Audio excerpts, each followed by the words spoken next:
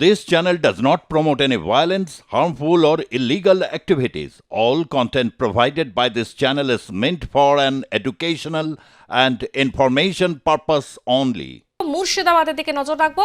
মুর্শিদাবাদের নওদা থেকে গ্রেপ্তার করা হয়েছে দুজন জঙ্গিকে। এর আগে অসম এসটিএফ এর আন্ডারে কিন্তু গ্রেপ্তার করা হয়েছিল আরো দুজন জঙ্গি গ্রেপ্তার মুর্শিদাবাদের নওদা থানা এলাকা থেকে। কেরল থেকে ধৃত জঙ্গি সাবরাদির সূত্র ধরে ইতিপূর্বে ওই এলাকা থেকে আরো দুই জঙ্গিকে গ্রেপ্তার করে অসম এসটিএফ। যে খবরে আমরা নজর রেখেছি, মুর্শিদাবাদের নওদা থেকে গ্রেপ্তার দুই জঙ্গি। মুর্শিদাবাদের নওদা থেকে গ্রেপ্তার করা হয়েছে দুই জঙ্গিকে। এর আগে এই এলাকা থেকে আরো দুজন জঙ্গিকে গ্রেপ্তার করা হয়েছিল অসম এসটিএফ এর তরফ থেকে। ফের দুই জঙ্গি গ্রেপ্তার। মুর্শিদাবাদের নওদা থানা এলাকা থেকে গ্রেপ্তার করা হয়েছে দুই জঙ্গিকে। কেরল থেকে ধৃত জঙ্গি সাবরাদির সূত্র ধরে ইতিপূর্বে ওই এলাকা থেকে আরো দুই জঙ্গিকে গ্রেপ্তার করে অসম এসটিএফ। ইতিমধ্যে ঘটনাকে ঘিরে প্রবল চাঞ্চল্য তৈরি হয়েছে মুর্শিদাবাদের নওদায়। কি কারণে ওই জঙ্গিরা সেখানে ছিল এবং তাদের উদ্দেশ্যই বা কি ছিল, সমস্তটার দিকে কিন্তু তদন্ত করে দেখা হচ্ছে পুলিশের তরফ থেকে। যে খবরে নজর রেখেছি আমরা, মুর্শিদাবাদের খবরে নওদা থেকে গ্রেপ্তার দুই জঙ্গি। এর আগেও কিন্তু অসম এসটিএফ এর তরফ থেকে দুই জঙ্গিকে গ্রেপ্তার করা হয়েছিল। সমস্তটা নিয়ে আমরা কথা বলবো। আমাদের সঙ্গে টেলিফোন লাইনে রয়েছেন আমাদের প্রতিনিধি শঙ্কর গোস্বামী। শঙ্কর, কিভাবে গ্রেপ্তার করা হলো, কি সূত্র ধরে গ্রেপ্তার করা হলো, তার পাশাপাশি তাদের উদ্দেশ্য বা কি ছিল, কি জানা যাচ্ছে? একেবারে দেখো, মুর্শিদাবাদের বর্তমান অবস্থা এই মুহূর্তে বলতে গেলে এক কথায় শোচনীয় অবস্থা। কারণ যেহেতু মুর্শিদাবাদ বর্ডার বেষ্টিত জেলা, অর্থাৎ এই জেলার তিন দিকে রয়েছে বাংলাদেশের বর্ডার। সেই জায়গা থেকে এই মুহূর্তে যেটা লক্ষ্য করা যাচ্ছে যে চারদিক থেকে একদিকে যেমন অনুপ্রবেশকারীদের ঢুকতে দেখা যাচ্ছে বা গ্রেপ্তার হতে দেখা যাচ্ছে, তেমন অন্যদিকে জঙ্গি সংগঠনের সদস্যরাও কিন্তু একের পর এক গ্রেপ্তার হচ্ছে। এখনো পর্যন্ত মুর্শিদাবাদ থেকে গ্রেপ্তার হয়েছে মোট 4 জন জঙ্গি সংগঠনের, বাংলার যে 4 জন জঙ্গি সংগঠনের সদস্য গ্রেপ্তার হয়েছে। এই 4 জনকে গ্রেপ্তার করা হয়েছে মূলত সাদরাদি নামে কিছুদিন আগে কেরল থেকে একজন জঙ্গিকে গ্রেপ্তার করা হয় এবং তার সূত্র ধরে 2 দফায় পরপর 2 জন করে ইতিমধ্যেই 4 জন জঙ্গি সংগঠনের সদস্যকে গ্রেপ্তার করা হয়েছে ইতিমধ্যেই। এবং আজকে সেই 2 জনকে তোলা হবে মুর্শিদাবাদ জেলা আদালতে।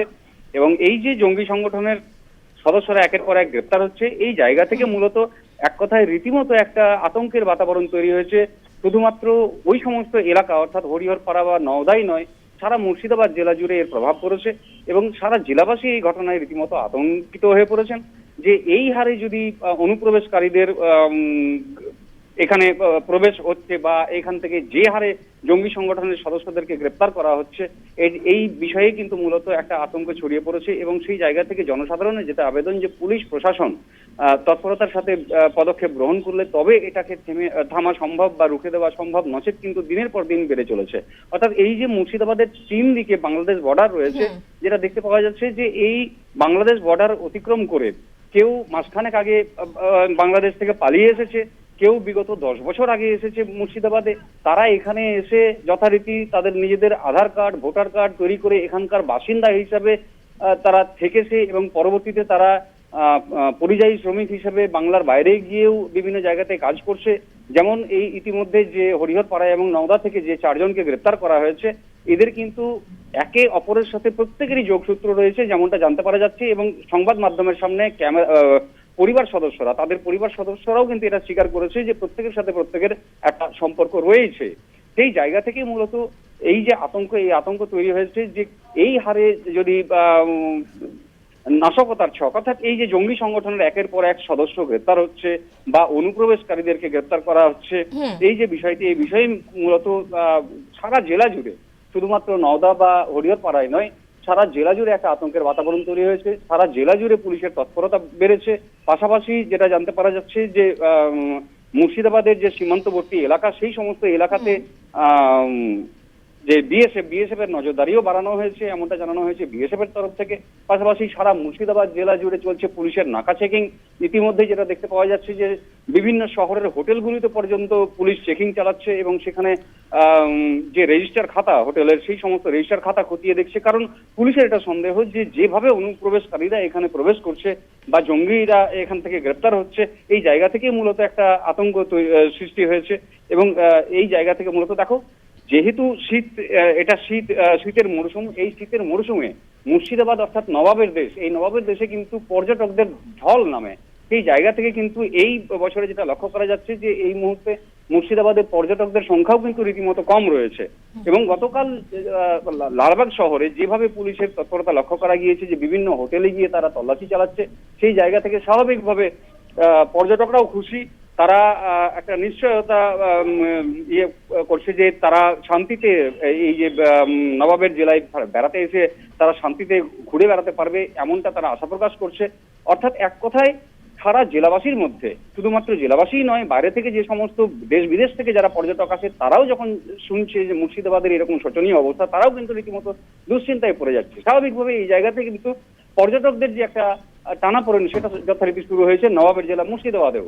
কারণ এই জায়গা থেকেই মূলত পুলিশ প্রশাসন এবং বিএসএফ এর তরফ থেকে নজরদারি বাড়ানো হয়েছে, এমনটা জানানো হয়েছে জেলা প্রশাসনের তরফ থেকে। তবে লক্ষণীয় বিষয় এটাই যে একের পর এক কিন্তু জঙ্গি সংগঠনের সদস্য এবং অনুপ্রবেশকারী প্রায় প্রত্যেক দিনই গ্রেপ্তার হতে দেখা যাচ্ছে মুর্শিদাবাদ জেলার বিভিন্ন এলাকা থেকে।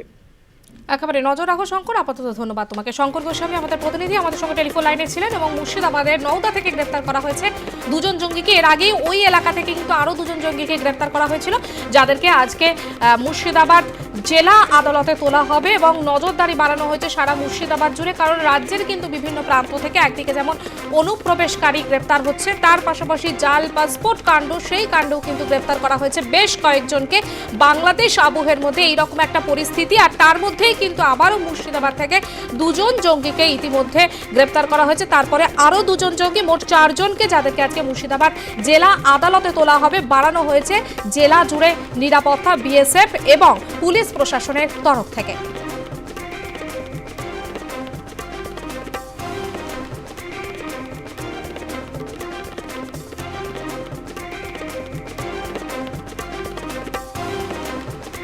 মানে আমার ছেলের মোবাইল, আমার মোবাইল সবই লিখেছে। আর এটা আমরা বলছি আমার ছেলে তো চোর না, ডাকাত না, তাই আমাদের ভয় লাগবে। ও আমার ছেলের একটা মোবাইল, আমার একটা মোবাইল, হ্যাঁ দুটো মোবাইল লিখেছে। আর আধার কার্ড, তো আধার কার্ড কই তা বললো, আমরা আধার কার্ডও বের করে দিলাম, দিয়ে বলে কি থাক আধার কার্ডটা থাক, আধার কার্ডের জেরক্সটা নিলেই হবে। আধার কার্ডের জেরক্সটা নিয়ে গেছে। আর আমরা বললাম, আমি 100 বারই বলে যাচ্ছি যে আমার ছেলে কি অপরাধ করেছে, কি দোষ করেছে, কি দোষ অপরাধ করেছে, আপনারা বলেন এইখানে বলেন। আর ইরাই সিধা যেখানে ব্যাগ ট্যাগ ক্যারি ট্যারি যা কিছু আছে সব উল্টি ফেল দিছে। আচ্ছা ঠিক আছে, আমার বাড়ি থেকে আপনারা যদি কিছু বের করতে পারেন, একটা ডুপ্লিকেট আমার ছেলে কিছু আছে দোষারোপ, আপনি বের করেন, সব ছেড়ে দিলাম। এ দেখেন চাবিলেন, এই করেন ওই করেন, ওই দেখেন 9 তালা খোলেন, দেখেন ওরা কোনো কিচ্ছু আমার ছেলের আমার পায়নি খুব।